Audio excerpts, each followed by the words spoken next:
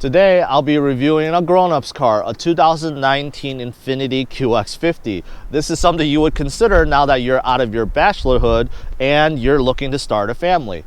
This compact SUV is super luxurious, it's gorgeous looking, and it's meant to compete with the BMW X3 and the Audi Q5. So, what are my thoughts? Stay tuned for the good, the bad, and the ugly, so you can decide for yourself if this is right for you. Looking at the side, this is a gorgeous looking SUV. However, there are a few unique traits that I don't think a lot of people notice right off the bat. First of all, I've noticed the doors, and it kind of swerves like a river. I think that's pretty unique. Whether or not you like that, I don't know. And also, if you look up here, in terms of how the hood is designed, is that there is a large gap right here between the front headlight and the hood. And this was done on purpose, and it kind of gives you that shadow look. However, there is a large gap right here. And what's also extremely unique is the fact that you look at where the hood ends here, there is actually an overlap between the hood and the body panel. This is the first I've ever seen in any car, and this was done on purpose because of this right here and the lines flowing from the back of the car. However, I don't recall seeing any other car in recent memory that has the hood actually overlapping and not flush to the side fender. So that's pretty unique. Looking at the front, it is a gorgeous design. It's very aggressive, and you see a large Infiniti symbol and the curviness to the grille.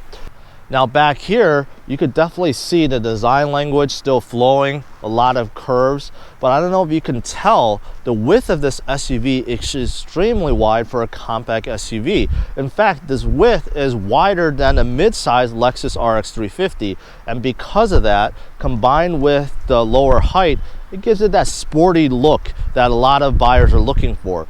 And plus there's utility that comes from it because the shoulder room and the hip room is definitely wider than what you would expect from a compact SUV. Now the most unique thing about this SUV definitely has to be under the hood, and that is this turbocharged i4 engine. Not only is it turbocharged, it is the world's first production engine that has variable compression. That's right. Nissan and Infiniti have been working on this for the past 20 years, and now they have developed an engine that can control the compression and goes anywhere from 8 all the way up to 14. You might be thinking, well, what's the point of variable compression? Why do you need that? Well, according to Infiniti, this gives you the best of all worlds, really. It gives you low-end torque when you need it, it gives you high-end horsepower when you need it, and when you don't, it'll save fuel. Now, as soon as you open the door, you're greeted with a whole bunch of leather, chrome and aluminum accents, dual screens, and overall it looks modern and very luxurious. Now in the back of this QX50, there's plenty of leg room. For me, you could definitely see that I have a lot of leg room. Width is okay. If there was an adult in the middle, it'd probably be a little bit tight width-wise, but plenty of headroom. And this is my sitting position in the front, so as you can see, there's plenty of room back here. Now, as you can see from the trunk, because this is a compact SUV, there's not going to be any third row. However, there's plenty of room back here.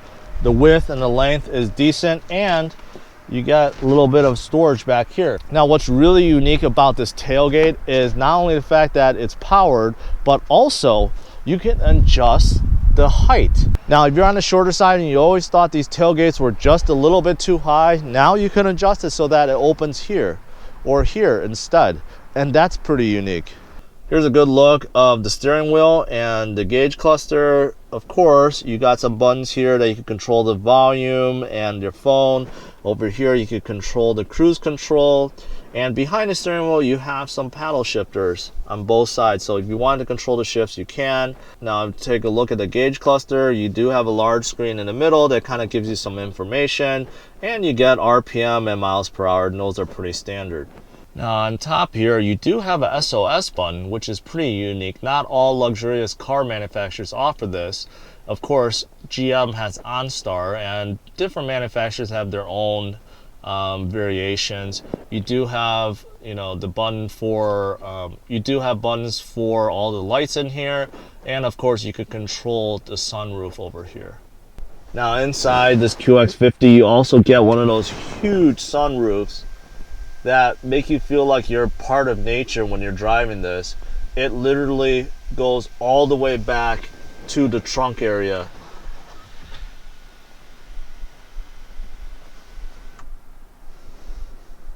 Super cool. Now over here, you do see some buttons that controls the lights, obviously. The fog lights, you can control how dim or how bright the gauge cluster is. You can control the tailgate open and parking sensors, steering assist, and intelligent cruise control. And look at that. Look at the Bose speaker. That is gorgeous looking. And overall, if you look at the buttons, the handle, these are nicely done and they don't feel cheap at all. Now looking at the screen at the top, it's dedicated to GPS and it is touch, so it's nice that you can move around.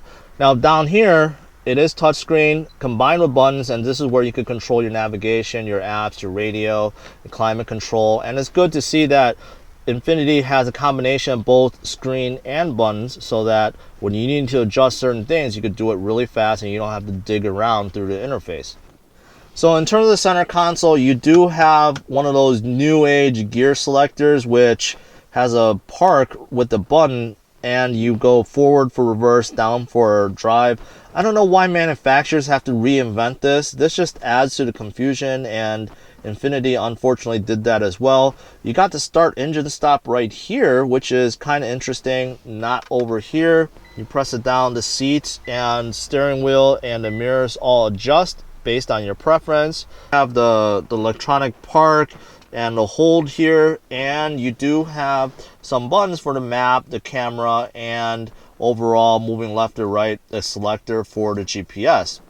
Now you do have a large cubby hole here, which you can put a lot of stuff. However, it is very difficult to open that up, and I don't know if I'm doing something wrong, but it takes some effort to open.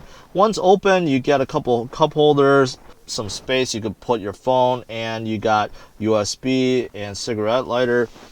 And over here, it's pretty big. It's not dual action, it's just that you get an overall big pocket for anything you want. Now, first impressions of this QX50, the step in height is quite low compared to some of the SUVs that I've driven in the past. It is lower than most of them, and I think this was done on purpose. Remember, I've talked about the wide stance, the width of this SUV combined with the lower height to give it that sporty look. And as soon as you get in, you can tell it's definitely higher than a normal car, but it is lower than a lot of SUVs I've gotten into. Now, in terms of the visibility, it is pretty good. The front windshield especially seems like it's extra large. The side windows are great. The rear windows, however, is smaller. However, the blind spot isn't too bad. Now, going about 45 miles per hour, it is definitely smooth. It's quiet, but not super quiet. I do still hear the road. I do hear the engine, especially when I'm accelerating. So it is not the quietest SUV out there. Now, in terms of the variable engine, I can't feel the compression changing, and that might be because I'm not really pushing this SUV very hard. When around town, it gets up to speed pretty decently quick, and it's not the fastest car, nor is it the slowest car. It's right in between.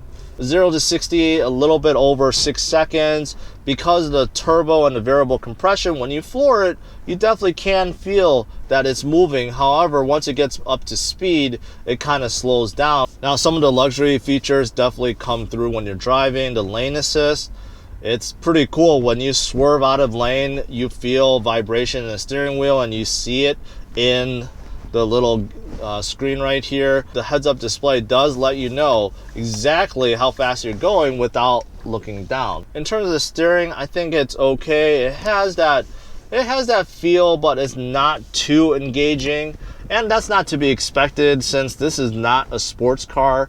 It does have some weight to it. It's not like a Lexus, but it's not nearly as heavy as Audi or a BMW. It's kind of right in between. So what are my final thoughts? What's the good, the bad, and the ugly about this QX50? Well, there's a lot of good. Honestly, I think overall the car looks gorgeous. It looks good on all sides, and sometimes that's hard. Sometimes you see cars with just a few angles that looks good. This car looks good everywhere, and not only on the outside but on the inside. I showed you guys the overall design, the dash, the center console, gauge steering wheel. They all look really modern and really good. There's plenty of space both in the front and the rear. And if you're on the shorter side, the step-in height of this QX50 is definitely lower, and that's good for shorter people. And also the tailgate, which is really unique. You could adjust the tailgate height, again, catering to those on the shorter side. So overall, I think there's a lot of good to this car. In terms of fuel economy, it is also decent. It's about 31 miles per gallon for a highway, which is a little bit more than its German counterparts. Now, in terms of the price, it starts out at $36,000, which is very affordable. However, when you start tacking on the options and the different trim levels, it can get as high as $60,000. So that is one of the things you have to watch out for. But if you're getting a base trim or mid-level trim, you get a lot of these features that's included at a very affordable price. Now, in terms of the bad, I have to include the engine in there, and that's mostly because it's unknown. Being the world's first at something, usually you want to give it a few years to see how reliable it is. It is the world's first engine that has variable compression, so we don't know how it'll hold up with the miles. And in terms of getting a service, you have to go back to Infiniti. It's unlikely anyone else will be able to service it. So that's why I'm putting the engine in the bad. I'm not a fan of this gear selector. I just like something more traditional. I don't want to spend time to figure out how it shifts. And also, this car does come with a CVT, and in fact, all Infinitis and Nissans, they use CVT transmissions in every car they produce. And a CVT transmission basically has no gears. It's infinite gears. And that sounds great in theory because you don't have any shifts. It's always efficient, and it gives you great fuel economy. However, for those of you guys that like the feel, that wants more engaging drive, and you want to feel the car shift, it's a different experience, and it takes some getting used to. So that actually turns off a lot of people from Infinitis and Nissans. So I'll throw that as the last bad thing about this car. Now, in terms of the ugly, the only thing that I really dislike is the fact that this cover that's covering up the cup holders is extremely hard to open. It just gets caught. I don't know why. And this is a brand new car. Hopefully this could be fixed. And this is not on all of them, but this is extremely hard to open, so that is the ugly. Now, to conclude, if you're in the market for a luxurious and compact SUV because you started a family, or you're at a good job and you want to treat yourself, or you simply want to drive something nice, then yeah, put this on your list. This is definitely a contender. Alright guys, if you enjoyed this video, please hit the likes, and if you don't want to miss out on any future video, subscribe to the channel today. Take care guys, bye-bye.